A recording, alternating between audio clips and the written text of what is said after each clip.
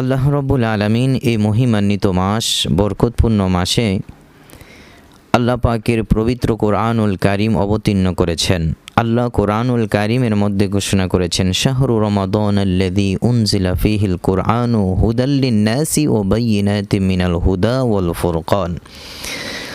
আল্লাহ রব্বুল আলামিন এই আয়াত দ্বারা জানিয়ে দিয়েছেন যে রমজান মাস এটা এমন মাস যেই মাসে আল্লাহ রব্বুল আলামিন কোরআনুল কারীম নাজিল করেছেন, যা মানুষের জন্য পথ প্রদর্শক স্বরূপ, যা মানুষের হক বাতিলের পরিচয় জ্বলন্ত প্রমাণ গ্রহণ করেন।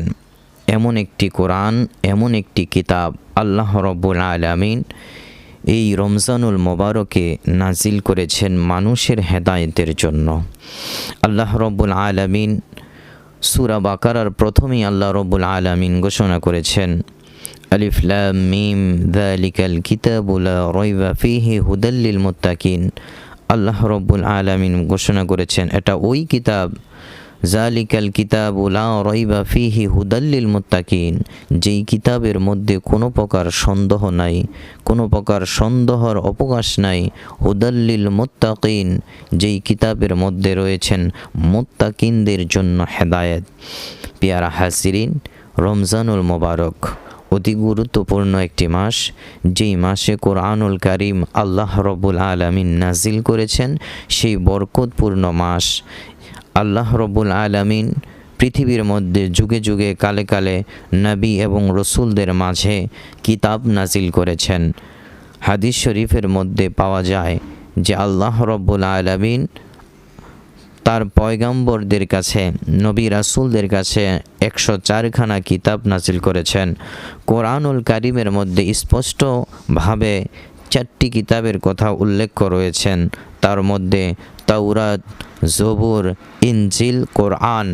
আর কোরআন এমন একটি কিতাব নাজিল হয়েছেন এমন নবীর উপর, যেই নবী হলেন সমস্ত নবীদের শ্রেষ্ঠ নবী, যেই নবী হলেন নবীউল আম্বিয়া, নবীউল মুরসালিন, রহমাতাল লিল আলামিন, শাফিউল মুজনিবিন, নূরুন আলা নূর। নবীজির উপরে আল্লাহ রব্বুল আলামিন এই কোরআনুল কারীম নাজিল করেছেন।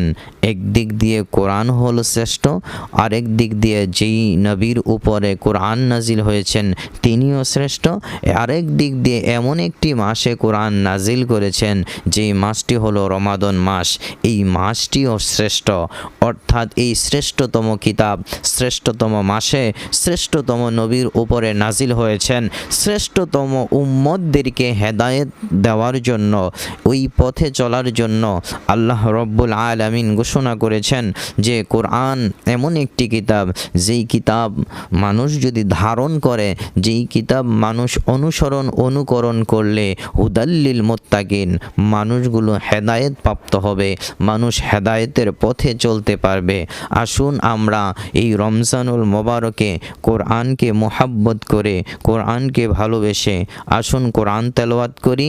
আল্লাহ পাক যে আমাদের উপরে লৌহে মাহফুজের কোরআন আমাদের কাছে নাজিল করেছেন, এই তাৎপর্যপূর্ণ মাসে, যেই মাসে একটি কোরআন কারীমের একটি হরফ যদি কোনো ব্যক্তি উচ্চারণ করে, অন্যান্য সময় এক হরফ উচ্চারণ করলে 10টি নেকি দেওয়া হয়।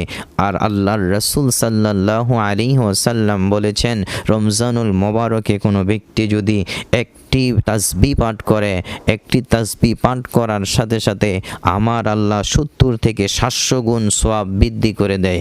তাই আসুন এই রমজানুল মোবারকে আমরা বসে না থেকে, এই রমজানুল মোবারকে সময়টাকে আমরা অযথা নষ্ট না করে কোরআনুল কারীম তেলাওয়াত করি। যেই কোরআনুল কারীমের তেলাওয়াতের দ্বারা আল্লাহ রব্বুল আলামিন আমাদের কলবকে শীতল করে দিবেন, পরিবারের মধ্যে শান্তি বর্ষণ করে দিবেন এবং কল্যাণ আমাদের জন্য নসিব করবেন। আল্লাহ পাক কোরআনুল কারীম তেলাওয়াত করার মতন তৌফিক দান করুক। আল্লাহুম্মা আমিন।